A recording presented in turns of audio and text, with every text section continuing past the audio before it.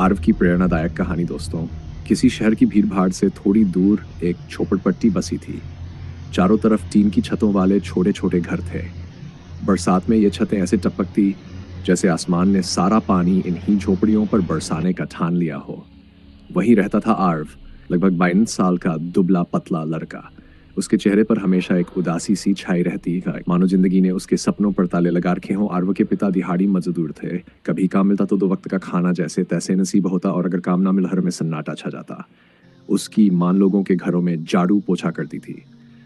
वो रोज सुबह 4 बजे उठ जाती और थककर शाम को लौटती, लेकिन उसके चेहरे पर थकान से ज्यादा चिंता छलकती। महंगाई के इस शहर में उनका गुजारा मुश्किल से हो पाता था। बरसात के दिनों में हाल और भी बुरा हो जाता। टीन की छतों से पानी टकता रहता। ऐसे हालात में किसी भी बच्चे का मन बुझा बुझा सा हो जाता, और आरव भी अपवाद नहीं था। एक शाम आरव घर लौटा तो देखा कि मांत की हूल्हे के पास बैठी है। पिता खाट पर लेटे हुए और उनकी आंखों में खालीपन चल कर रहा था। आज फिर उनको ये काम नहीं मिला था। आरव से पूछा, माँ, आज खाने में क्या बना है? माँ ने थकी हुई आवाज में जवाब दिया, बेटा, बस आलू की सब्जी और सूखी रोटियां हैं। जितना आटा बचा था उतना ही बना पाई हूँ। आरव ने खाना खाया, लेकिन उसका मन भरा हुआ था। रोज वही हाल, कभी पेट भर खाना, कभी भूखे पेट सोना। जब वो बाहर अपनी ही उम्र के शहर के बच्चों को अच्छे कपड़ों में घूमते देखता, उनकी जेबों में पैसे और चेहरे पर हंसी देखता, तो उसका दिल कचोट जाता। वो मन ही मन सोचता, काश मैं भी किसी अमीर घर में पैदा हुआ होता। तब मुझे ये सब सहना नहीं पड़ता। ये गरीबी, ये मजबूरी, कुछ भी नहीं होता। उस दिन भी उसका मन बहुत भारी था। उसने पिता को काम न मिलने के कारण परेशान देखा, मां को थकान से टूटते देखा। उसे गुस्सा भी आ रहा था और बेबसी भी। रात को सबके सो जाने के बाद वो चुपचाप घर से निकल गया। उसके कदम अपने आप शहर की सड़कों पर भटकने लगे। रात गहरा चुकी थी। सड़क किनारे फुटपाथ पर गरीब लोग चादर में लिपटे सो रहे थे। आरव भी जाकर फुटपाथ के किनारे बैठ गया। उसने आसमान की तरफ देखा। बादलों से ढका आसमान उसे और उदास कर रहा था। भगवान ने मेरे साथ ऐसा क्यों किया? क्यों मुझे इस गरीब घर में पैदा किया? ना अच्छे कपड़े, ना अच्छा खाना, ना पढ़ाई लिखाई। क्या मैं सारी जिंदगी ऐसे ही जीऊंगा? वो चुपचाप सोचता रहा। तभी उसके बगल में सो रहे एक बूढ़े बाबा उठकर बैठ गए। उनकी आंखों में गहराई थी, जैसे उन्होंने जिंदगी के बहुत उतार चढ़ाव देखे हों। बाबा ने आर्व को देखा और नरम आवाज में पूछा, देखो बेटा, मैं तुम्हें बैठने से नहीं रोक रहा। तुम बैठो जितना मन चाहे, लेकिन इतना तो बताओ कि तुम्हें क्या परेशानी है, क्यों इतने उदास हो? आर्व की आंखें भर आई। उसने धीरे से कहा, परेशानी? बाबा, भगवान ने मेरे साथ बहुत गलत किया है। बाबा ने हैरानी से पूछा, ऐसा क्या कर दिया भगवान ने? अगर तुम गरीब घर में पैदा हुए हो तो इसका मतलब है कि तुम्हारे पास ये मौका है कि तुम अपनी और अपने माता पिता की किस्मत बदल सको। वे कभी समझ ही नहीं पाते कि मेहनत से कितना कुछ हासिल किया जा सकता है, लेकिन तुम्हें ये मौका मिला है। तुम बहुत किस्मत वाले हो। आरव चुप हो गया।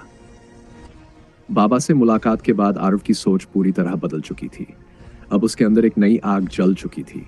मुझे अपनी किस्मत खुद लिखनी है।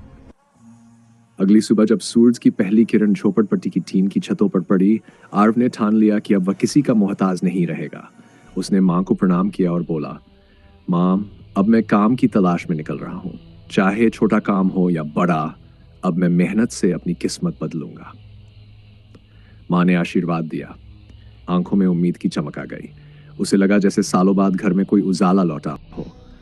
आरव पूरे शहर में घूमता रहा। कभी किसी होटल में गया, कभी गोदाम में, तो कभी चाय की दुकान पर। हर जगह जवाब मिला, अभी काम नहीं है। लेकिन आरव ने हार नहीं मानी। चेहरे पर थकान थी, पर मन में दृढ़ निश्चय की लौ जल रही थी। आखिरकार एक छोटे से होटल के मालिक ने कहा, लड़के, अगर बर्तन धोना है तो काम मिल जाएगा। आरव के चेहरे पर मुस्कान फैल गई। उसने छत से कहा, मिल जाएगा साहब, मुझे काम चाहिए। वह झुका, लेकिन टूटा नहीं। अब उसके दिन होटल में बीतने लगे।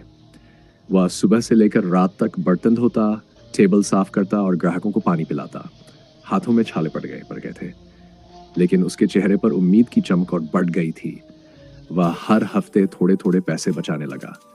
एक दिन उसने देखा कि होटल के शेफ बड़े प्यार से समोसे बना रहे हैं। वह उनके पास गया और बोला, भैया, क्या मैं भी सीख सकता हूं?